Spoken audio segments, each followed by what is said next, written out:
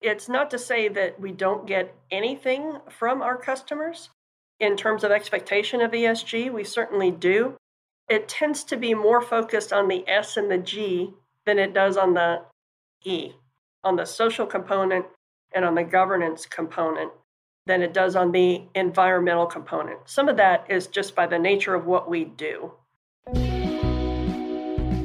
ESG has exploded into compliance and business consciousness in 2021. Join Tom Fox, the voice of compliance, on the ESG report and learn about sustainability risks, opportunities, and issues that business leaders and compliance professionals need to know about regarding ESG. Hello, everyone. This is Tom Fox back for another episode. And today I'm thrilled to have with me Liz Crow. Liz is the president at OnPoint. I've been trying to get her on this podcast for a long time, but she finally succumbed. So, Liz, first of all, welcome and thank you so much for taking the time to visit with me today. Of course, my pleasure, and sorry it took so long. So, Liz, you've had a very interesting professional background. I was wondering if you could tell our listeners a little bit about that. Sure. I got a degree in chemical engineering from the University of Texas in Austin and moved to Houston and have been there ever since. Yep, hook 'em horns. Started my career in refining as a process engineer, working for Amoco Oil, which is no longer exists. I guess that tells you how long ago it was. Stayed with that company for about 9 years, moved into consulting, and that's where I kind of got my sea legs in sales and marketing. Did the consulting thing for about 5 years and then moved into the glamorous field of industrial services where I stay today. Started with a company named PSC that did industrial cleaning and environmental services. And that's where I really kind of learned the ropes around managing a business, managing a P&L, managing people, managing safety, as well as customer relationships. I was there for 12 years and it was a great learning experience until I joined OnPoint, which was in 2017 as its CEO. And I've been there ever since. And OnPoint has been quite a journey. A lot of things have happened in the last 5 years. Some of them were by design by us and our management team, but we also, like everybody else, went through this period of the pandemic where it really tested our management strength. But it's been a lot of fun and continues to be a great challenge. Liz, I'd like to turn to OnPoint now. But before you tell us the business of OnPoint in more detail than you did, let me start with a basic term that compliance professionals may not be aware of, and that's a turnaround. I have provided legal services in your industry for a very long time as well. And turnarounds are one of the most exciting, one of the most dangerous, one of the most interesting, high pressure, time constrained, serious work that every facility has to go through. So what is a turnaround? And then what services does OnPoint offer to assist in turnarounds?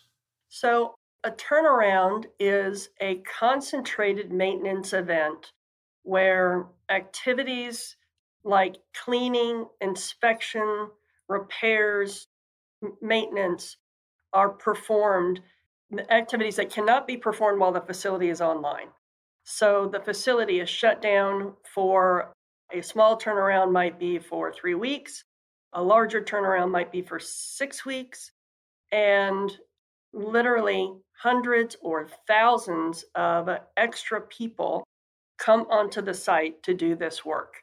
They'll be working 7 days a week, 12-hour shifts to get all of this work done in this very narrow time frame so that the facility can get back online and continue production. So we like to describe OnPoint as a turnaround support services provider. So most of the people that show up at the facility to do this work are craftsmen.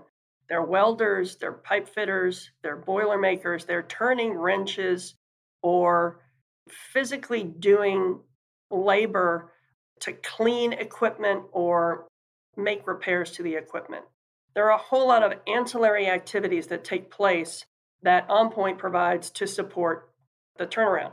So we describe it in terms of a day in the life of turnaround guy. Turnaround guy shows up at the refinery for the very first time, and he's there with 1,000 of his new best friends. He parks in a parking lot that is a mile away from the refinery because there's not enough parking space at the refinery to accommodate all of these extra cars. He gets on a bus. That bus takes him to the gate. He walks through that gate, and then he either walks to or gets on another bus that takes him to a lunch tent. And this is sort of the gathering spot for he to meet with his supervisor and their crews to get instructions on what they're going to be doing for the day. They will leave that place. They're going to walk to a tool trailer. They're going to walk to a materials trailer, get their bolts, their gaskets, the things they need to do their work. They're going to go to a safety trailer. They're going to pick up a gas detection. They're going to pick up fall protection, things that they need to safely perform their work.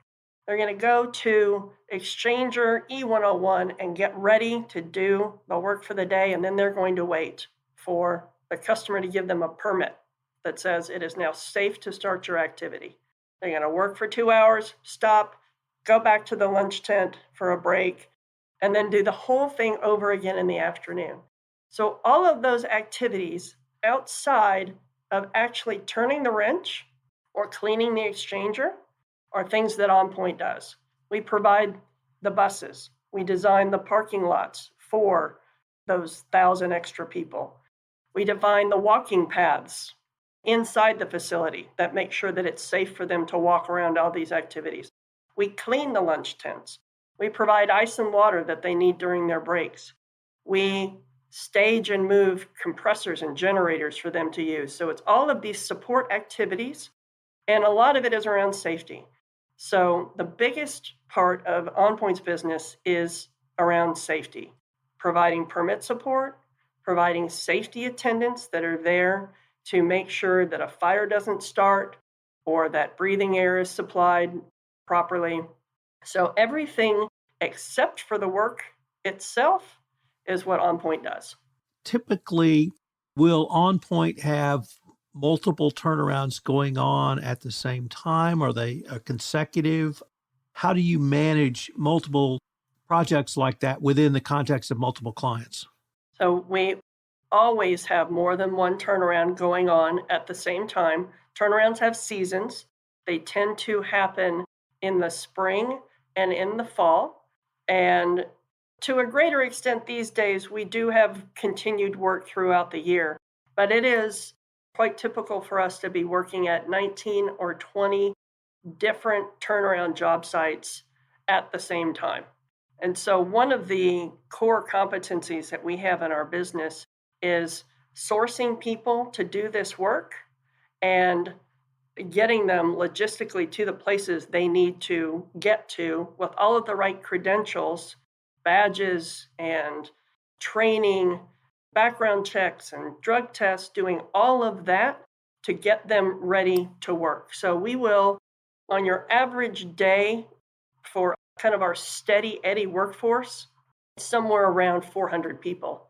During turnaround season, peak turnaround season, we will have about 2,000 people.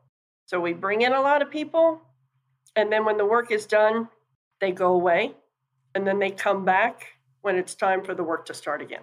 Is your work concentrated in the Texas Gulf Coast or greater Gulf Coast, or are you nationwide or other areas of the country? We are definitely nationwide, but just because the Texas, Louisiana Gulf Coast, it is the highest concentration of refineries, petrochemical, and other chemical manufacturing facilities. That is where most of our work is. But we work in California, we work in Illinois, Ohio, we work in Kansas and Oklahoma. Any place that you can find a fertilizer plant, a refinery, a chemical plant, that's where OnPoint's work would be. Liz, I'd like to turn now to one of the most ubiquitous phrases in the corporate speak in 2022, and that's ESG. And if I could start with, how has ESG impacted a company such as OnPoint? I would say probably The first place that it came into our business rhythm has really been via our private equity ownership. So we're owned by a private equity firm based here in Houston. Their name is Cap Street, and they have investors, limited partners, that are looking for the firm to instill ESG priorities into the portfolio companies that they manage. And so there is an expectation via our owners that we have an ESG component to our management practices. It's not to say that we don't get anything from our customers in terms of expectation of ESG. We certainly do. It tends to be more focused on the S and the G than it does on the E, on the social component and on the governance component than it does on the environmental component. Some of that is just by the nature of what we do, that we don't have the ability to impact the environmental footprint the same way another service provider might to an Exxon or a Lyondell. But on the social aspect and on the governance aspect, we do. If you go back to what I was describing about our business model and how many people we bring in, the social aspect of that has a couple of different facets. The first and foremost is safety. Our customers expect us not only to work safely for ourselves and provide them a workforce that is safe and can operate injury-free, but they also expect us to help them maintain their own safety standards and compliance. There's a lot of emphasis that is placed on OnPoint from our customers, on our policies, on our procedures, on our training to keep both the OnPoint employees safe when they're out there doing work in the field for our customers, and as well to keep all of the other contractors that are operating in the turnaround safe. That's an area where our customers recognize an ESG impact from OnPoint. So it fascinates me about that, Liz, is you and I have both been in this industry for a long time. And we have seen, at least early on in my career, some catastrophic events at plants, which led to a complete revamp of the culture of safety in our industry. Safety became number one in every plant I went into, every company I worked with. It was clear. And now, as we move forward into 2022, that's seen as a key component of ESG, where it's really been something that you and I have been in and around literally for 30 years now. Would that be a fair assessment? Absolutely. And I think the way that it has benefited and, in a way, sort of helped to create OnPoint's business model is that increased emphasis on safety has meant that they recognize the value in having a professional, focused service provider on safety. I'll give you an example. We provide safety attendance to our customers. I'll use Firewatch because it's the easiest to understand. If somebody is welding inside of a refinery, even though it's shut down, there is a risk of a fire occurring. We provide people who literally stand there and watch to make sure that sparks don't fly out of containment. And if they do, they literally put the fire out and manage the request for help if needed. So in the past, there might have been a more cavalier approach taken to the value that a Firewatch provides and the level of training that a Firewatch should have to perform his or her duties. They would let a general contractor or a helper level person do that. Just bring an extra guy and tell him to sit on the bucket, and you're the Firewatch. Congratulations, you're the Firewatch today. Where OnPoint's approach is very deliberate. This is what we do for a living. We're very focused on it. We train to a specific standard, and when we send somebody out to do Firewatch, it's treated as a professional service. So you get a much higher quality outcome from that. So the increased scrutiny on safety has helped to grow OnPoint's business. So it sounds like, at least in OnPoint's situation, ESG was a business positive Are customers asking OnPoint to describe ESG efforts in a way that's different than how you would make a presentation of your safety protocols? In some cases, yes, and I'd say we go through various levels of qualification to be able to work for a customer. And even after we're working for them, they're going to do periodic audits of our programs, our policies, our procedures. And so they definitely have a lot more rigor in how they are asking us to, frankly, prove it. It's one thing to say you're going to do it. We're going to come and check and make sure that you're doing it that way. But there's also been some other things that have started to come up in those qualification stages around workforce diversity, for example. And it's another area where we've been able to lean on just an inherent strength that we have. Our workforce is inherently diverse. One great example is we hire a lot of bus drivers. We tend to hire them from school districts. The vast majority of our bus drivers are African American and female. And I can't say that we deliberately went to hire just that demographic. That is the demographic that does the work that we do. The same thing with our safety attendants. They tend to be very diverse set of folks, and they tend to be predominantly female.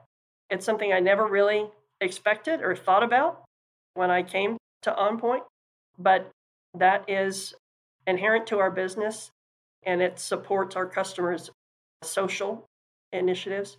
And I'd say the other area where we're getting a little bit more scrutiny that has proven to make us better is around information security. We're still a relatively small company, but having said that, we have tripled in size in the last 5 years. And so what we were able to get by with from an IT security standard or just basic infrastructure 5 years ago is very different than what we need now and what our customers expect. So we've invested in staff and leadership, as well as other more sophisticated systems to improve our IT security approach. And that's good for us.